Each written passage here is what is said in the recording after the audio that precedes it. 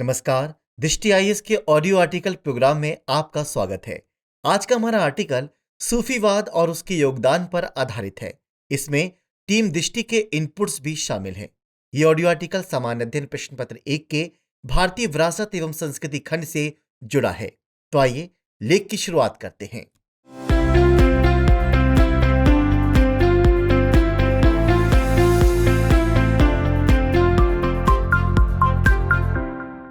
सूफीवाद भारतीय दर्शन का वो हिस्सा है जिसने भारत में इस्लाम दर्शन के एक सौम्य पक्ष से दुनिया का परिचय कराया। सूफीवाद की समृद्ध परंपराओं में निहित इस्लाम का यह रहस्यमय आयाम आंतरिक शांति और आध्यात्मिक उन्नति चाहने वालों के लिए किसी वरदान से कम नहीं है। ऐसे में सवाल है कि सूफीवाद को अपनाने से किस प्रकार का विकास संभव है। क्या यह भारत के साथ शेष विश्व को जोड़ने में सहायक हो सकता है या फिर भारत के विकास में किसी प्रकार की भूमिका निभा सकता है। सवाल यह भी है कि सूफी संतों की परंपरा जो भारत के इतिहास में भक्ति काल से चली आ रही है, वह आज के तकनीकी दौर में किस हद तक प्रासंगिक होगी। इस लेख में हम सूफीवाद के सिद्धांतों, प्रथाओं और भारतीय संस्कृति में इसके महत्व पर गहराई से चर्चा करेंगे। तो हमें सबसे पहले यह जानना चाहिए कि सूफीवाद क्या है और इसकी उत्पत्ति कैसे हुई।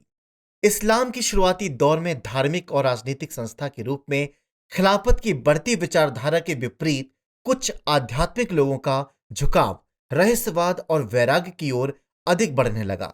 इन लोगों को सूफी कहा जाता था। सूफीवाद के लिए इस्लामी ग्रंथों में तसव्वुफ शब्द का इस्तेमाल किया गया। कई विद्वानों ने इसकी उत्पत्ति से जुड़ी अलग अलग व्याख्या की है। कुछ का मानना है कि सूफी शब्द की उत्पत्ति सूफ से हुई है, जिसका मतलब है ऊन या ऊनी कपड़ा। दरअसल अधिकांश सूफी साधक भेड़ या बकरी के ऊन से बने कपड़े पहनते थे, तो संभव है कि इसी कारण उन्हें सूफी कहा गया हो। तो वहीं दूसरी मान्यता यह भी है कि सूफी शब्द की उत्पत्ति सफा से हुई है, जिसका अर्थ है पवित्रता या शुद्धि की अवस्था। इस व्याख्या की माने तो आचरण की पवित्रता और शुद्धता के कारण ही इन लोगों को सूफी कहा गया। इन सब के अलावा यह भी संभव है कि यह शब्द उस सफा से निकला हो जो पैगंबर मोहम्मद की मस्जिद के बाहर एक चबूतरा था, जहां उनके निकट अनुयायी धर्म से जुड़ी बातों को जानने के लिए इकट्ठा होते थे।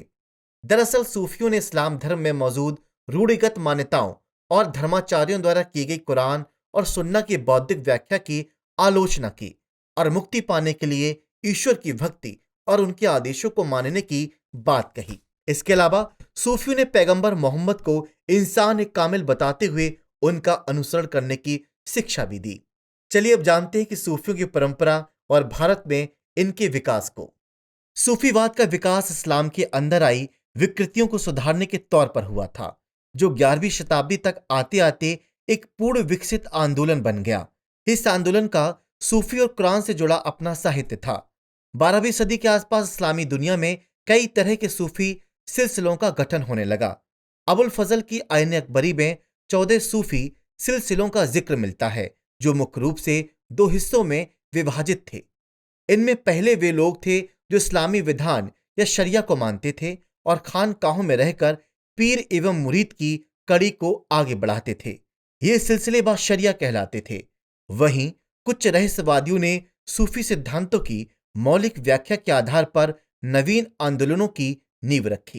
ये रहस्यवादी लोग खानकाहों का तिरस्कार करके फकीरों का जीवन बिताते थे और इन्हें कलंदर, मदारी, मलंग, हैदरी जैसे नामों से जाना जाता था। चूंकि ये लोग शरिया के विधानों से नहीं जुड़े थे, इसलिए इन्हें भी शरिया कहा जाने लगा। भारत में दिल्ली सल्तनत की स्थापना के पहले से ही सूफी सिलसिलों के संत भारत आ चुके थे। मुख्य रूप से 5 सिलसिले भारत में विशेष प्रसिद्ध हुए, जिन्हें चिश्ती, सुहारवर्दी, कादरी, शत्तारी और नक्शबंदी नाम से जाना गया। तो आइए एक नजर डालते हैं इन सिलसिलों पर। सबसे पहले बात करते हैं चिश्ती सिलसिले की। इसकी स्थापना अबू इशाक द्वारा खुरासान में की गई। यह भारत का सबसे पुराना संगठित सूफी सिलसिला था। भारत में चिश्ती परंपरा के पहले संत ख्वाजा मुइनुद्दीन चिश्ती थे, जो 1192 ईस्वी में मोहम्मद गोरी की सेना के साथ भारत आए थे। इन्होंने अजमेर में चिश्ती सिलसिले की शुरुआत की थी। इनके शिष्य एवं मुख्य अनुयायी ख्वाजा कुतुबुद्दीन बख्तियार काकी थे, जो दिल्ली के सुल्तान इल्तुतमिश के समकालीन थे। ख्वाजा बख्तियार काकी के शिष्य फरीदुद्दीन गंज ए शकर थे, जो बाबा फरीद के नाम से जाने गए, और इनके कारण चिश्ती सिलसिले को भारत में काफी प्रसिद्धि मिली।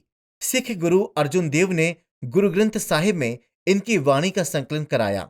बाबा फरीद के शिष्य निजामुद्दीन औलिया थे, जिन्होंने दिल्ली के 7 सुल्तानों का शासनकाल देखा था, और ये चिश्ती संतों में सबसे प्रसिद्ध संत थे।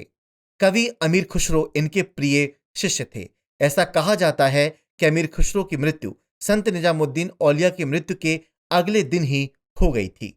निजामुद्दीन औलिया के बाद नासिरुद्दीन चिरागी दिल्ली ने चिश्ती सिलसिले को आगे बढ़ाया, किंतु इनकी मृत्यु के बाद इनके उत्तराधिकारी शिष्य सैयद मोहम्मद गेसू दराज दिल्ली की अव्यवस्था के चलते दक्षिण भारत चले गए और गुलबर्गा में बस गए। इस तरह उत्तर भारत से चिश्ती सिलसिले की समाप्ति हो गई, जबकि दक्षिण भारत में इस सिलसिले को प्रारंभ करने का श्रेय निजामुद्दीन औलिया के ही शिष्य शेख बुरहानुद्दीन गरीब को दिया जाता है। चिश्ती सिलसिले के संत बहुत उदार थे। इन्होंने ऊंच नीच, धर्म, जाति और जन्म आधारित भेदभाव को त्याग कर मानव सेवा और प्रेम को महत्व दिया। चिश्ती संतों ने संगीत को बढ़ावा दिया और शासक वर्ग से कोई संबंध नहीं रखा। इनके खानकाह के दरवाजे हिंदू मुस्लिम के साथ सभी धर्मों के लिए खुले थे, जहां इन संतों ने सद्भाव एवं प्रेम की शिक्षा दी। वर्तमान समय में अजमेर स्थित ख्वाजा मुइनुद्दीन चिश्ती की दरगाह प्रमुख चिश्ती सूफी केंद्र है। वहीं अगर बात करें सुहरावर्दी सिलसिले की, तो इसके संस्थापक बगदाद के शिक्षक शिहाबुद्दीन सुहरावर्दी थे। भारत में सुहरावर्दी सिलसिले को संगठित, मजबूत और लोकप्रिय बनाने का श्रेय शिहाबुद्दीन के शिष्य बहाउद्दीन जकारिया और जलालुद्दीन तबरीजी को दिया जाता है। इस सिलसिले का मुख्यालय मुल्तान में होने के साथ यह पंजाब और सिंध में भी लोकप्रिय था। सुहरावर्दी सिलसिले पर परंपरावादी रूढ़िवादी विचारों का प्रभाव अधिक था, और इस सिलसिले के संत चिश्तियों के विपरीत शासक वर्ग से संबंध रखते थे। बहाउद्दीन जकारिया द्वारा दी गई सहायता के बदले सुल्तान इल्तुतमिश ने उन्हें शेख उल इस्लाम की उपाधि प्रदान की थी। इसी तरह कादरी सिलसिले की स्थापना बगदाद के अब्दुल कादिर जिलानी ने 12वीं सदी में की थी। भारत में इस सिलसिले की शुरुआत शाह नियामत उल्लाह और नासिरुद्दीन मोहम्मद जिलानी द्वारा की गई। इस सिलसिले का दृष्टिकोण रूढ़वादी एवं कट्टरपंथी था, और इसकी पहुंच पंजाब, सिंध एवं दक्कन के क्षेत्रों में थी। कादरी सिलसिले के संतों का बहुत से प्रांतीय शासकों से संबंध था, और ये उनके संरक्षण प्राप्त करते थे।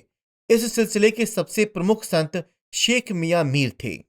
मुगल राजकुमार दारा शिकोह इस सिलसिले के अनुयायी थे। वहीं नक्शबंदी सिलसिले की स्थापना ख्वाजा बहाउद्दीन नक्शबंद ने की थी। भारत में इसे लोकप्रिय बनाने का काम ख्वाजा बकी बिल्लाह ने किया।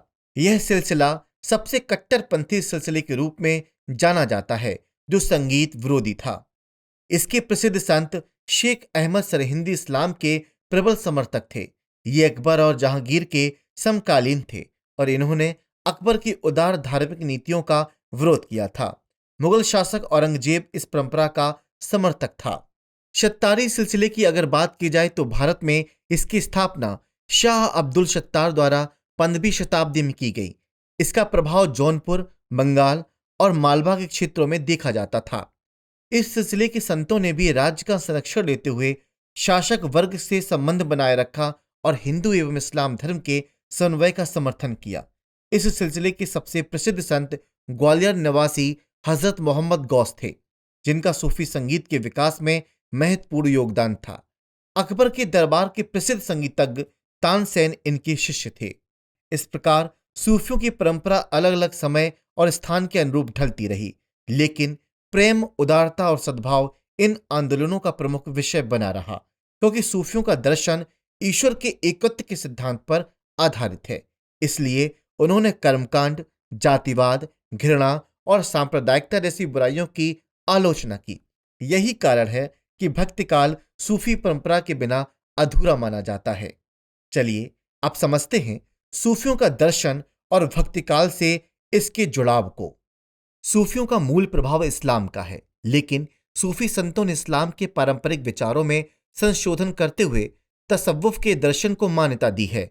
इस्लाम में माना गया कि कुरान के नियम सर्वोपरि हैं और स्वयं खुदा ने पैगंबर मोहम्मद के जरिए उसमें अपनी वाणी को प्रस्तुत किया है, जबकि सूफियों का मानना है कि खुदा ने बंदे को दो तरह के ज्ञान दिए, जिसमें पहला है इल्म सकीना और दूसरा है इल्म सीना।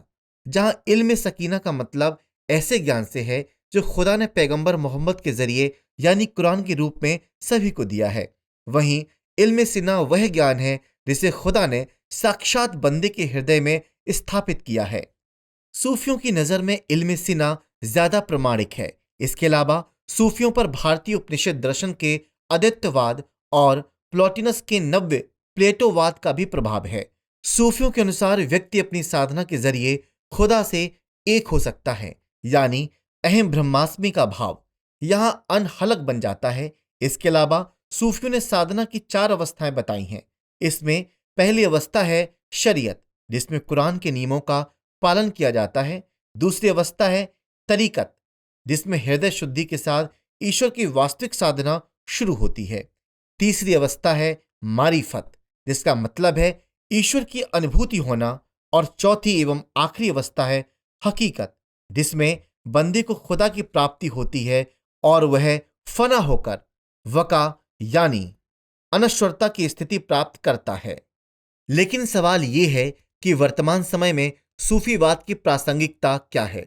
बीते कुछ वर्षों में विश्व के कई देशों में धार्मिक कट्टरता का बढ़ना चिंता का विषय है। बढ़ती सांप्रदायिक हिंसा के चलते कई समुदायों का शरणार्थी बनने पर मजबूर होना धर्म के अस्तित्व पर ही सवाल खड़े करने जैसा है। गौरतलब है कि पूर्व मध्यकाल के दौर में जब हिंदू मुस्लिम सांप्रदायिकता भारतीय समाज के सामने बड़ी समस्या बन रही थी, तब कबीर जैसे संतों ने जहां मुल्लों और पंडों को सांप्रदायिक दुर्भावना फैलाने के लिए फटकार लगाई, वहीं जायसी जैसे सूफी कवियों ने दोनों समाजों के बीच प्रेमपूर्ण संवाद की शुरुआत की और प्रेम कथाओं को आधार बनाकर अपने भावनात्मक रहस्यवाद के जरिए सांप्रदायिक समन्वय को पेश किया। वर्तमान परिदृश्य में भी सूफी दर्शन सांस्कृतिक समन्वय की राह आसान कर सकता है, क्योंकि सूफीवाद या तसव्वुफ के दर्शन में हर धर्म के तत्व मौजूद हैं। इसलिए सूफीवाद अंतर धार्मिक सद्भाव प्राप्त करने में सहायक होने के साथ विभिन्न धर्मों के बीच एक पुल बनाने में मदद कर सकता है। भारत की सामाजिक संस्कृति या गंगा जमुनी तहजीब के निर्माण में सूफीवाद का महत्वपूर्ण योगदान रहा है। ऐसे में आज के समय में सूफियों का रहस्यवाद और स्वयं के प्रति जागरूकता का विचार सभी की आध्यात्मिक एवं भौतिक उन्नति में सहायक हो सकता है। सफलता के कई आयामों में से एक आयाम ये भी है कि मनुष्य ने अपने जीवन को कितना समझा है और वह जिस रास्ते पर आगे बढ़ रहा है वह उसे किस ओर ले जाएगा। सतत विकास लक्ष्यों का निर्धारण भी इसी आधार पर किया गया था कि हम एक समावेशी विकास के रास्ते पर आगे बढ़ें और आने वाली पीढ़ियों के लिए संसाधन छोड़कर जाएं। ऐसे में सूफीवाद के सिद्धांतों का प्रचार प्रसार ईमानदारी, परोपकारिता और प्रकृति प्रेम जैसे मूल्यों को प्रचारित करने के साथ समरसता, शांति और पारस्परिक सहायता के आधार पर बने समाज के निर्माण में सहायक होंगे। इस दृष्टिकोण से भारत की आध्यात्मिकता और सूफीवाद का दर्शन विश्व को नैतिक उन्नति की ओर ले जाने में सहायक हो सकता है। तो व्यूअर्स, आज की चर्चा के लिए इतना ही। चलिए चर्चा को विराम देते हुए नोट कर लेते हैं आज का सवाल। सवाल है, सूफीवाद आध्यात्मिक यात्रा होने के साथ सामाजिक सद्भाव की एक कड़ी भी है। भारत के परिप्रेक्ष्य में चर्चा करते हुए कथन का मूल्यांकन कीजिए। नमस्कार।